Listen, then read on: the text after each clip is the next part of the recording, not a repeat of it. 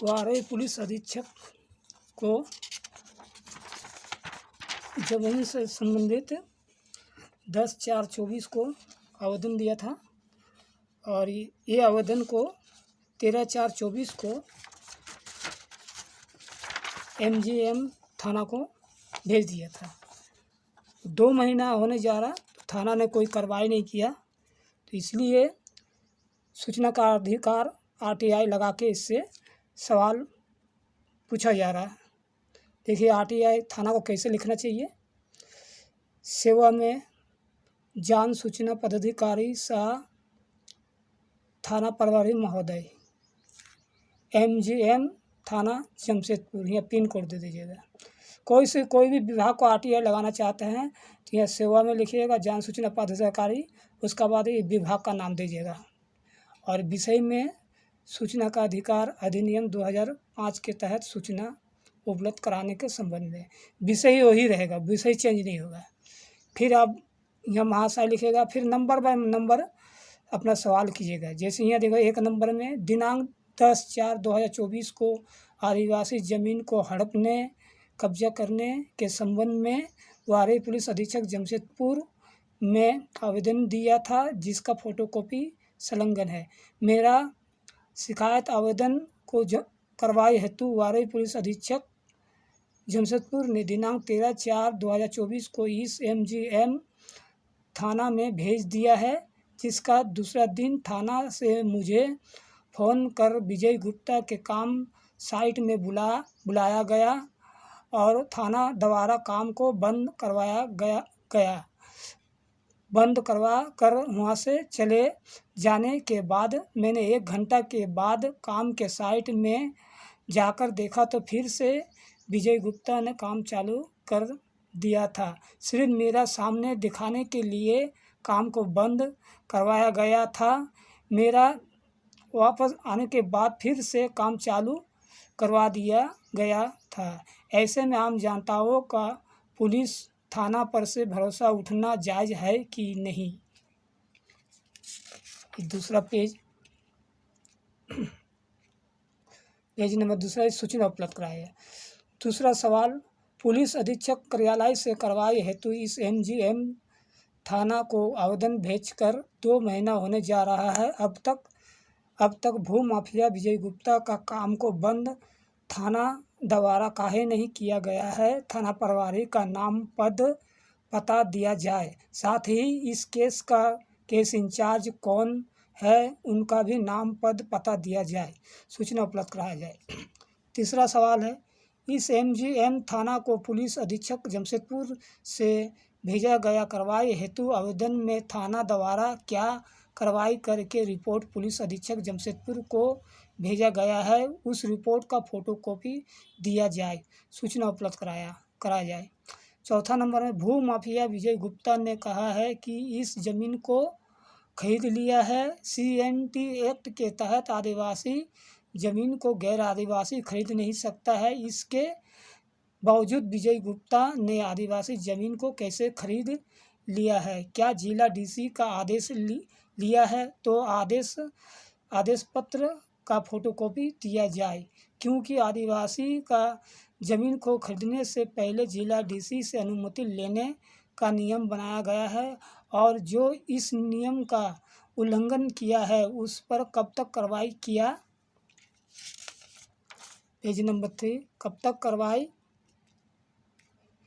किया जाएगा, समय सीमा दिया जाए, सूचना उपलब्ध कराया जाए।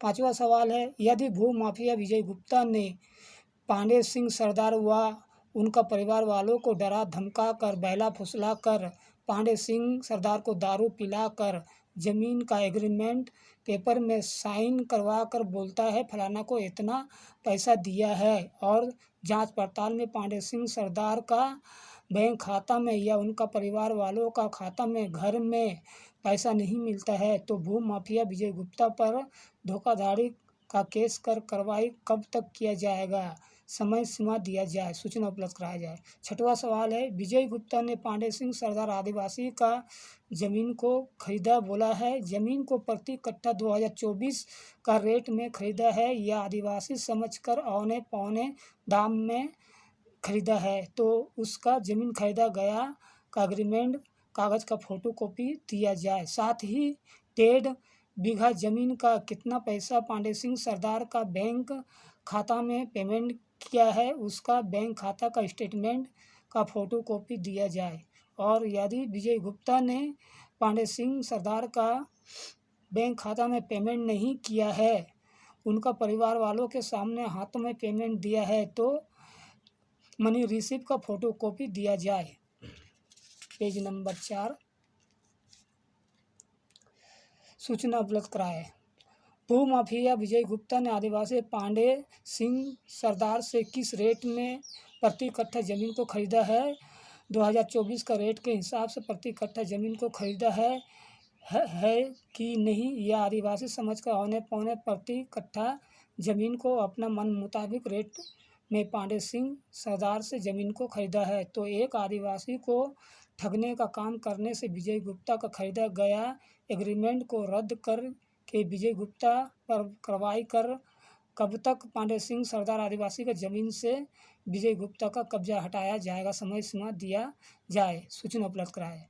यहाँ डेट दे दीजिएगा, यहाँ आपका विश्वास ही बीच में साइन करवा लीजिएगा, यहाँ नाम पता भेजने वाला का एड्रेस दे दीजिएगा।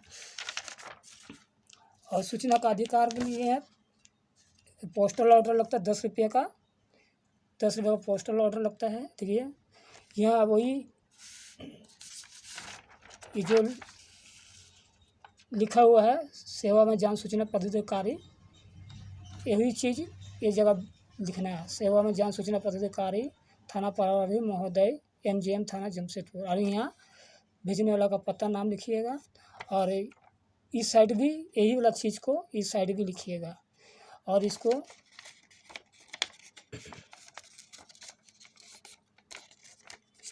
यहाँ से फाड़ लीजिएगा, ये वाला टुकड़ा अपना पास रहेगा।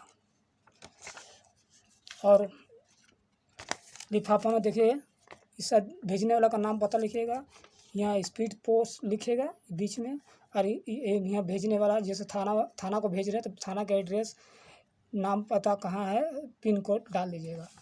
और इसको देखिए 2 सेट रखेंगे, ये वाला भेजेंगे और 1 सेट रहेगा, ये जाएगा। देखिए आज का डेट में 10 तारीख साइन किया हुआ। और ये SP ऑफिस से पुराना कागज़ दिया गया है, इसको भी पीछे साइड अटैच करना है। ऐसे ये रिसीविंग दिया हुआ था, इसको रिसीविंग को भी पीछे साइड में अटैच कर दीजिएगा। और इसको पोस्टल ऑर्डर को यहाँ पर आप लोगों को पूरा अच्छी तरह से समझा दे रहे हैं कैसे करना है कैसे नहीं करना। और यहाँ स्टेपलर मार के इसको फोल्ड कर लेना है।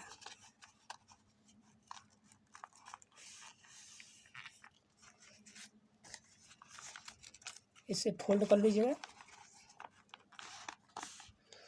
और ये लिफाफा में जो लिखा हुआ है इसको खोल के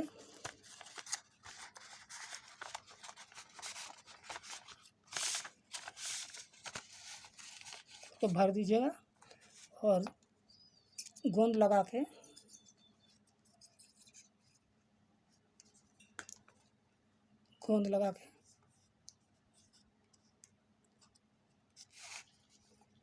इसको मुंह को बंद करके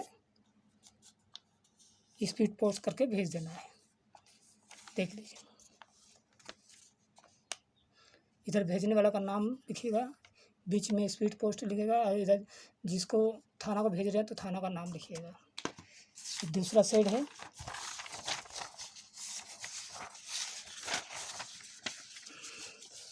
ये खाली जगह है, जैसे इसको यहाँ साटना है।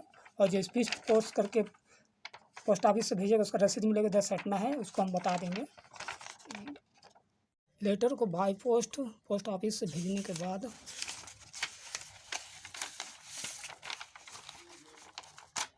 पोस्टल ऑर्डर का आधा टुकड़ा कोई इधर साट दीजिएगा खाली जगह में। और ये है बाय पोस्ट करके भेजे हैं, देखिए 10/6/2024 भेजे हैं। इस तरह स्पीड पोस्ट से भेजा हुआ टिकट को साट दीजिएगा, पोस्टल ऑर्डर को भी साट दीजिएगा। और इसका 1 महीना का बाद अगर जवाब नहीं देता है थाना प्रभारी, तो उसको प्रथम अपील कैसे लगाना है उसका भी जानकारी दिया जाएगा। ऐसे ही वीडियो RTI सीखने कैसे लिखा जाता है, कैसे भेजा जाता है, कैसे सवाल किया जाता है, सीखने के लिए चैनल को सब्सक्राइब कीजिए, ताकि ऐसे नॉलेज वीडियो डालने पर आपका मोबाइल में नोटिफिकेशन आ जाए। और ज़्यादा से ज़्यादा इस वीडियो को शेयर करें, ताकि और लोगों को भी RTI लिखने और भेजने का नॉलेज हो सके। धन्यवाद।